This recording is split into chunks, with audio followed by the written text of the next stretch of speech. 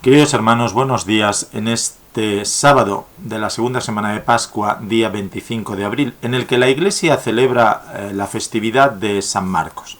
San Marcos fue un hombre que vivió posiblemente un tiempo con Pedro, porque aparece en los Hechos de los Apóstoles en el capítulo 12, que cuando Pedro es liberado de la cárcel va a casa de María y allí se encuentra Juan, de sobrenombre Marcos.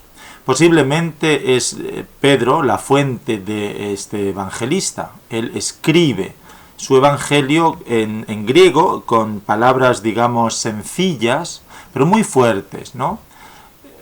Como digo, alentado por este espíritu de Simón Pedro. Después conoce a Pablo y a Bernabé, les acompaña en uno de sus viajes y llega un momento en que Bernabé y Marcos dejan a Pablo para dirigirse a Chipre. Marcos muere en Antioquía en torno al año 68 después de Cristo. Hoy, como digo, la Iglesia celebraría a San Marcos, pero nosotros, aquí en Fuencarral, hoy celebramos la aparición de la Santísima Virgen en Valverde, de Nuestra Señora, la Virgen de Valverde. Por eso, en la liturgia hoy no celebraríamos, ya que es solemnidad, aquí los textos de la Iglesia Universal, sino unos textos en torno a la figura de María. Por una parte, leeríamos los Hechos de los Apóstoles, en la que, después de la resurrección, los apóstoles se preguntan ciertamente qué pasa. Se encuentran con Jesús resucitado y dice: Señor, ¿es ahora cuando vas a restaurar el reino de Israel? Y Jesús les dice: no os toca a vosotros conocer los tiempos, no nos toca a nosotros saber cuándo va a ser el final, cuándo va a venir el Cristo de nuevo. Entonces dice: cuando el Espíritu Santo, tenéis que esperar, descienda sobre vosotros, recibiréis la fuerza para ser mis testigos, no solo aquí en Jerusalén, en Judea, en Samaria, sino hasta los confines del mundo. Y entonces, dicho esto, Cristo, es el episodio previo a la ascensión, lo vieron levantarse hasta que la nube los quitó del medio. Y los ángeles, dice el relato, les dijeron: ¿qué hacéis ahí, Galileos? Id, anunciad. Que se nos dice a nosotros: ¿qué hacéis ahí pendiente de todo lo que está ocurriendo, ensimismado solamente? Aprovechad el momento, ¿no? El famoso carpe diem latino, aprovecha también este momento de dureza, de dificultad, para vivir en el Señor.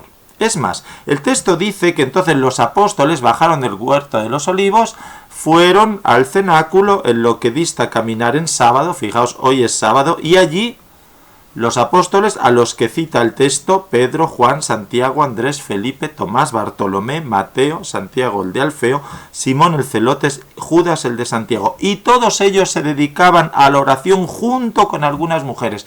Entre ellas, ¿quién? María, la madre de Jesús, y todos sus hermanos, los parientes. Porque María no deja de alentarnos. María no deja de estar junto a los discípulos. María no deja de fortalecer a la Iglesia naciente. Diría San Agustín que María, aquel que es fruto de las entrañas de su única virginidad, ya no está. Pero ella está ahí. La Virgen ocupa un lugar especial, ¿no? Es el primer lugar en la asamblea de los justos. Es ella quien ha engendrado al primero de todos. Fijaos que hay un monje medieval que se llama Isaac de Estella que dice: en efecto, Cristo es el primero de entre la gran multitud de los hermanos, citando a San Pablo. Por eso es verdaderamente justo que en las Escrituras divinamente inspiradas lo que se dice en general de María, de la Virgen, la Madre, que es una imagen de la Iglesia, que en particular la Virgen María no es otra cosa que la que aúna, fortalece, santifica, vivifica, anima a la Iglesia que nace. Y lo que se dice de la Virgen, la Madre, se comprende en general también de la Iglesia, que es la Virgen Madre. Entonces, cuando se habla de que María está en el centro, quiere decir que está aunando. Es como los italianos llaman grembo, ¿no? El vientre materno que va cuidando, engendrando, alimentando, o dando un poco de esperanza, porque ella es la primera que ha creído en la voluntad de Dios. Y ahora, ante la desaparición del Señor, ¿dónde nos acogemos? A María, que es una madre que nos quiere. Entonces, cada creyente, a su manera, se ve reflejado en María, que es la esposa del Verbo de Dios, la madre, la hija, la hermana de Cristo, la Virgen fecunda, es la sabiduría, el Verbo del Padre la designa a la vez como imagen de esa Iglesia también universal, porque es la que ha creído, como diría en el Evangelio que leeríamos hoy, que es cuando van a buscar a Jesús y le dicen, tu madre y tus hermanos están ahí, vienen a por ti. Y él dice, mi madre y mis hermanos están fuera y quieren verme, pero ¿quién son mi madre y mis hermanos? Son estos, los que escuchan la palabra de Dios y la ponen por obra. Decía, citando al principio a San Agustín, que quien cumple la voluntad de mi Padre es quien hace la voluntad de éste. Esa es su madre y sus hermanos. No está despreciando a María, sino que está revitalizando esa relación. Porque María es grande ante Dios, porque ha dicho, he aquí la esclava del Señor. Hágase en mí según tu palabra. Y así indica el parentesco espiritual que lo incluye, o la incluye en el pueblo de los rescatados, de la asunción de la voluntad de Dios. Sus hermanos y sus hermanas, dice San Agustín, son los hombres y las mujeres santos que participan con él en la herencia celestial. Su madre, como decíamos, es la Iglesia entera. María es imagen, es la nueva Eva, es la salvada del pecado, es la que ha concebido la palabra, el Logos, a Cristo para dárnoslo a nosotros. Porque ella, por la gracia de Dios, engendra a los miembros de Cristo, es decir, a sus fieles. Está comparando.